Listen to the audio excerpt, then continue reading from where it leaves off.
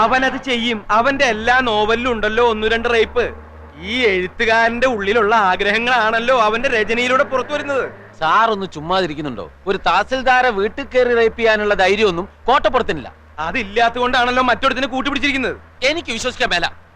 പിന്നെ എന്ത് പാടോ? പത്രങ്ങളിൽ മുഴുവൻ വെണ്ട കീഴ് വാർത്ത കൊടുത്തിരിക്കുന്നത്. അതിന് പത്രം എന്റെ മുഖത്തോട്ടെറിയുന്ന എന്തിന്? സാറ് വാരികയുടെ ഉടമസ്ഥനും ഞാൻ അതിന്റെ എഡിറ്ററുമാണ്. അല്ലാതെ സാറ് ജന്മിയും ഞാൻ കുടിയാനൊന്നുമല്ല. അത് ഓർമ്മ വേണം. എന്റെ വിഷമം താൻ മനസ്സിലാക്കാത്ത എന്താ? ഈ കിഴങ്ങന്റെ നോവല് വരാൻ തുടങ്ങിയ പിന്നെ നമ്മുടെ വാരിക ഒന്ന് പച്ച പിടിക്കാൻ തുടങ്ങിയത്. ഇവൻ വല്ല കേസിലും പെട്ട അകത്തായ സാഗർ കോട്ടപ്പത്തൻ നോവൽ ഇതാ വരുന്നു എന്നും പറഞ്ഞ് അനൗൺസ് ചെയ്തിട്ട് ആഴ്ച 3 ജയിലിനകത്തിരുന്നു എഴുതാലോ. താൻ എന്നെ ഭ്രാന്ത് പിടിപ്പിക്കരുത്. ഇത് കേസ് റേപ്പാ. പോലീസുകാർ കൈയും കാലും തല്ലി ഒടിച്ചാ പിന്നെ ശരീരത്തിന്റെ ഏത് ഭാഗം വെച്ചാ എഴുതുന്നേ? പല്ലു വെച്ചോ, അതോ മൂക്ക് വെച്ചോ, അതോ മറ്റേതെങ്കിലും വെച്ചോ? വണ്ടി നിർത്തളൂ. സർ, മഞ്ചാടി വരിയുടെ മുതലാളി എഡിറ്റർ വന്നിട്ടുണ്ട്. ഓഹോ, വരാം. Yes sir. ഭരണകക്ഷിക്ക് പാദസേവ ചെയ്യാനൊന്നുമില്ലടോ ഞാൻ പത്രം നടത്തണേ. ഞാനിപ്പോ പോലീസ് സ്റ്റേഷനിൽ നിന്നാ. ലോക്കപ്പിലൊന്നും അല്ലടോ. സാർ ഇരിക്കണം. ഞാൻ മഞ്ചാടിയുടെ ഒരു സ്ഥിരം വായനക്കാരനാ. ആണോ? ഞാൻ മാമച്ച മുതലാളി. ഇതെന്താണ് സാർ സംഭവിച്ചത്? സാഗർ കോട്ടപ്പുറം ലോക്കപ്പിലാണോ? ആളിനെ ഇപ്പോ സർക്കിൾ ഓഫീസിലേക്ക് കൊണ്ടുപോയിരിക്കാം. എന്തിനെ? ഇന്ററോഗേഷൻ. എന്താ പറഞ്ഞേ? ചോദ്യം ചെയ്യൽ. നമുക്ക് അയാളെ എത്രയും പെട്ടെന്ന് ജാമ്യത്തിനെടുക്കണല്ലോ. ഇനി കോടതിയിൽ നിന്ന് ജാമ്യം കിട്ടൂ. സാറിന് കാപ്പിയോ ചായയോ അത് തണുത്ത വല്ലതും? സദ്യ ഉണ്ണാൻ ഞാൻ വേറൊരു ദിവസം വരാം. ഇപ്പൊ എന്തെങ്കിലും അടിയന്തരമായി ചെയ്തേ പറ്റൂ.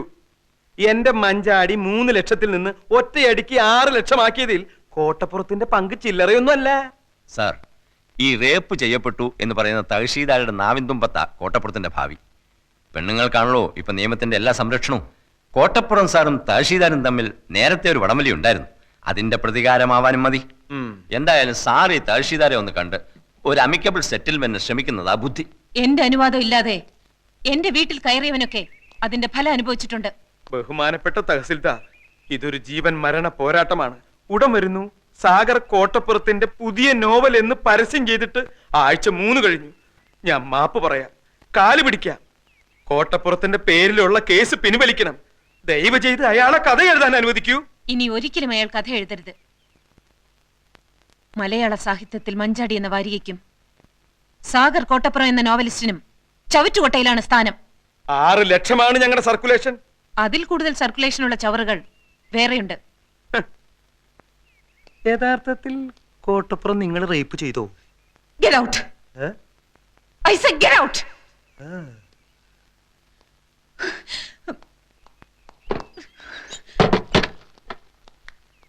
ഇവളെ ഒരു തവണയല്ല പലതവണ റേപ്പ് ചെയ്യണം. ഒരു 10-50 കൊടുക്കാന്ന് പറ. എന്തിനു റേപ്പ് ചെയ്യാനാ? അതിനല്ല കേസി നൂരാൻ. എടോ, അക്കാര്യത്തിലേക്ക് കടക്കാൻ അവൾ അതിന് നിന്ന് തരണ്ടേ? പണം കൊടുക്കാൻ ആദ്യമേ പറയേണ്ടതായിരുന്നു. സാർ ഒന്നുകൂടി ഒന്ന് ശ്രമിക്കും. വേണ്ട. വേണം. വേണ. വേണം.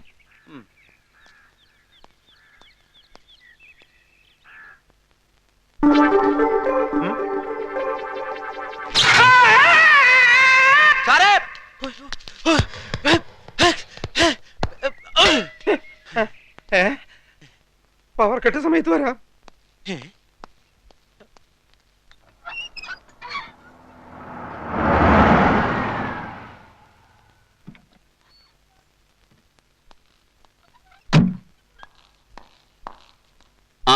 എപ്പോ വന്നു?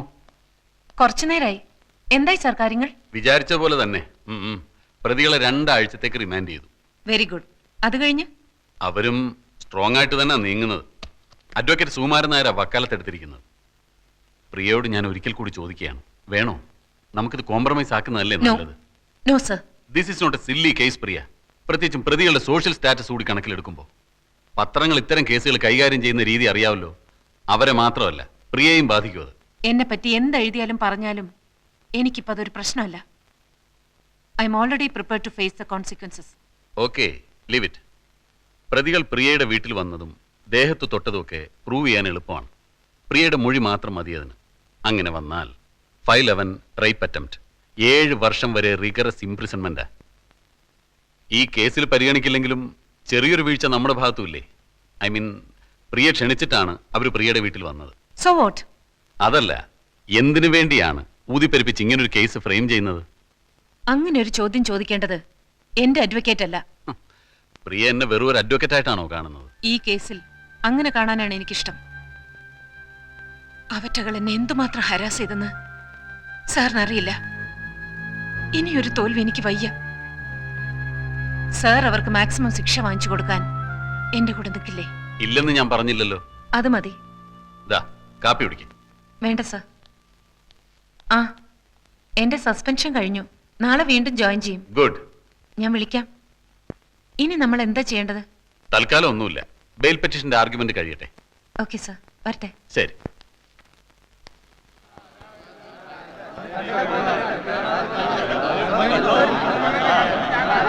ഓണടിക്കണോ താൻ? മാറിക്കാണു.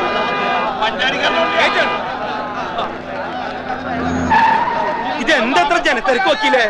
തഹസിൽദാർ ബലാത്സംഗ കേസിലെ പ്രതികളെ കാണാനുള്ള തിരക്കാവൂ. ഇവിടെ കർത്താവേ, കോട്ടപ്പുറത്തിന് എല്ലാവരും കൂടി കൈകാര്യം ചെയ്യാവോ?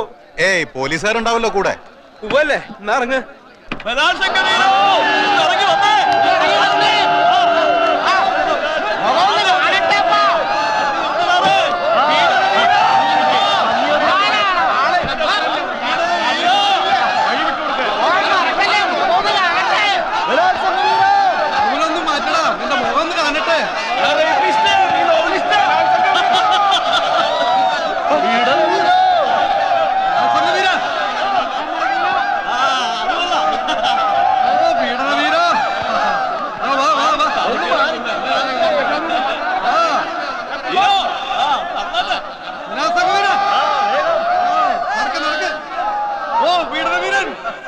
The accused 1 and 2 are released on bail.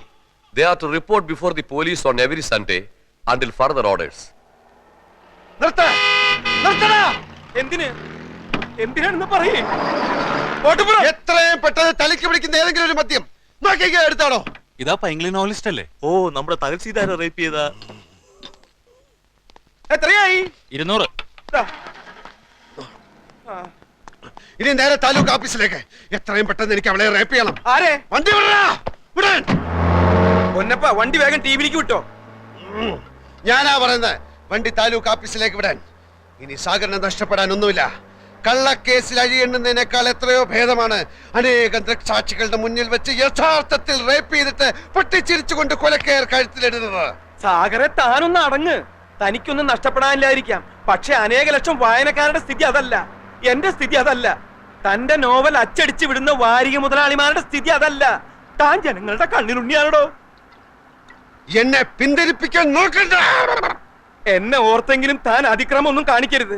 താൻ ഈ കേസിൽ പെട്ടു എന്ന് അറിഞ്ഞ അന്ന് മുതൽ ഈ മാമച്ചൻ ഉണ്ടിട്ടില്ല, ഉറങ്ങിയിട്ടില്ല. കാരണം താൻ വലിയൊരു കലാകാരനാ. ജാമ്യത്തിലിറക്കാൻ എത്ര ലക്ഷം വേണമെങ്കിലും ചെലവാക്കാന്ന് ഞാൻ വക്കീലിനോട് പറഞ്ഞു. അതാ സാഗര യഥാർത്ഥ സ്നേഹം. അങ്ങനെ സ്നേഹം ഉണ്ടെങ്കിൽ ഇയാൾ എന്റെ ഇഷ്ടത്തിന് നിൽക്കണം. ഞാൻ നിൽക്കും, തന്റെ കൂടെ നിൽക്കും. ഒരു 2 ദിവസം കൂടി കഴിഞ്ഞോട്ടെ. അതെന്തിന്? ഇത്രയും ദിവസം ജയിലിൽ കിടന്ന് താൻ ക്ഷീണിച്ചിരിക്കുക. നന്നായിട്ടൊന്ന് റേപ്പ് ചെയ്യാനുള്ള ആരോഗ്യം തനിക്കിപ്പില്ല. അത് ഇയാള് പറയരുത്. അവളോടുള്ള വൈരാഗ്യം മൂത്ത് മൂത്ത് ഞാനൊരു സിംഹമായി മാറിയിരിക്കുക.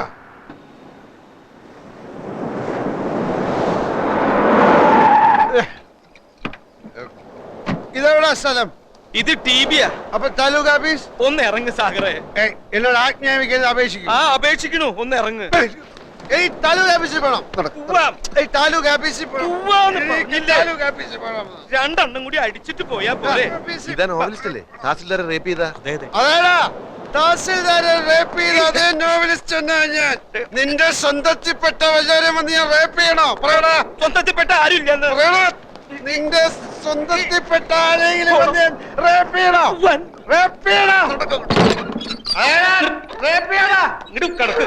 ഇന്ന് വരെ ഒരു ഈച്ചയെ പോലെ റേപ്പ് ചെയ്യാത്ത എന്നെ എല്ലാരും കൂടെ റേപ്പിസ്റ്റാക്കി. ഇനി എനിക്ക് റേപ്പ് ചെയ്യണം. റേപ്പ് ചെയ്യണം. കാലുമ്മ കയറി പിടിക്കണേ. ചവിട്ട്. എനിക്ക് റേപ്പ് ചെയ്യണേ. എന്താ ഈ സാഗറെ?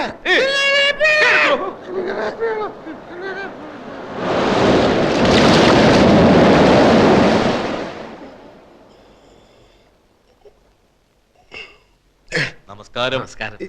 ഇതെവിടാ സ്ഥലം? നമ്മളിപ്പോ ടിവിയില് VIP മുറിയില.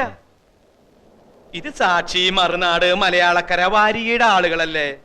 എന്താ എല്ലാരും കൂടെ? മരുപ്പച്ച തേടിയുടെ 9ാം അധ്യായം ചാക്യാർകൂത്തിന്റെ ക്ലൈമാക്സ് നാളെ കമ്പോസ് ചെയ്തില്ലെങ്കിൽ കമ്പോസ്റ്റ് ചെയ്തില്ലെങ്കിൽ അധ്യായം മുടങ്ങും. പാതി വഴിക്കും നോവൽ അവസാനിക്കും. അവസാനിക്കട്ടെ. സാഗർ കോട്ടപ്പുറം എന്ന നോവലിസ്റ്റ് മരിച്ചു പോയതിനാൽ നോവൽ നിർത്തുന്നു പരസ്യം ചെയ്തോളൂ. സാർ. അതേടോ, സാഗർ കോട്ടപ്പുറം എന്ന നോവലിസ്റ്റ് മരിച്ചു. ഇപ്പൊ ഈ നിൽക്കുന്ന അയാളുടെ പ്രേതമാണ് ഇവിടുത്തെ തഹസിൽദാരുടെ രക്തം കുടിക്കാൻ വന്ന പ്രേതം. ഇറങ്ങണയല്ലേ പറയുന്നത്? ഇറങ്ങണയല്ല. പോയിക്കോ. വാ, ഇവിടെ വാ. മുള്ള മുട്ടയിക്കുമ്പോഴാണ് ചാക്യാർ കൂത്ത്. റാസ്കൽസ്.